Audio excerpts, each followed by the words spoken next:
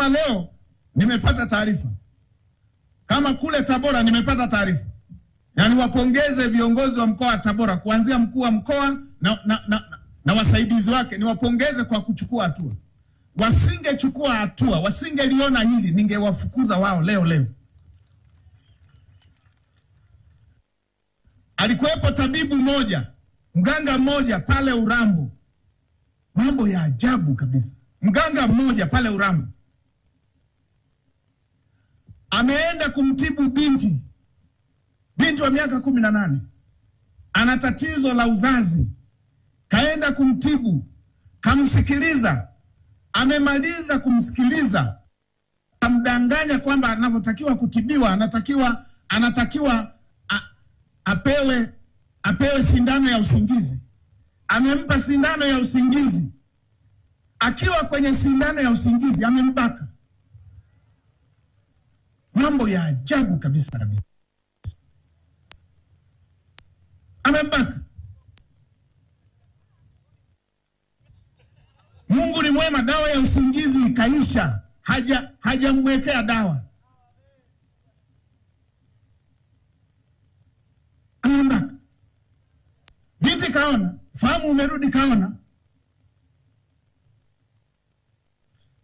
Nesi aliyekuwa anasaidia ameshuhudia. Na binti ameolewa, mume wake alikuwepo. Mambo ya ajabu kabisa. Madaktari wengine wameshuhudia na wakajiridhisha na wakathibitisha amebaka.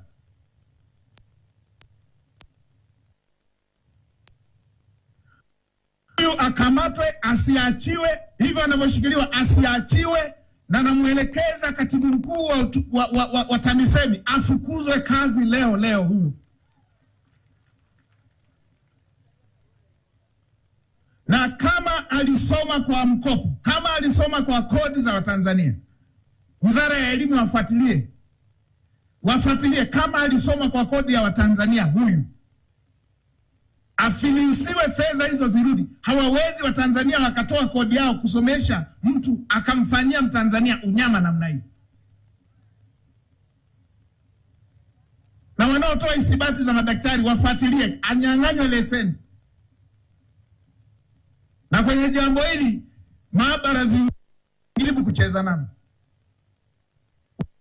Kwa zamani tuliokuwa tunaambiwa ule kwamba yanakamatwa madawa, inaanza uchunguzi, miezi inaisha, baadaye tunaambiwa ilikuwa unga wa muhogo. Wasijaribu kwenye jambo hili. Hatuwezi tukaruhusu unyama wa aina hii. Mambo gani ya aina hii?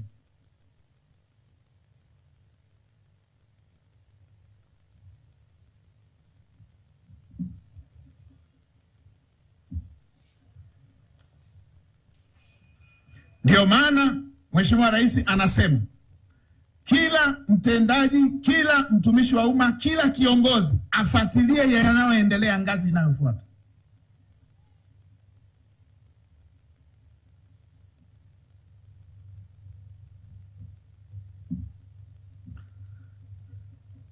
Na yasema haya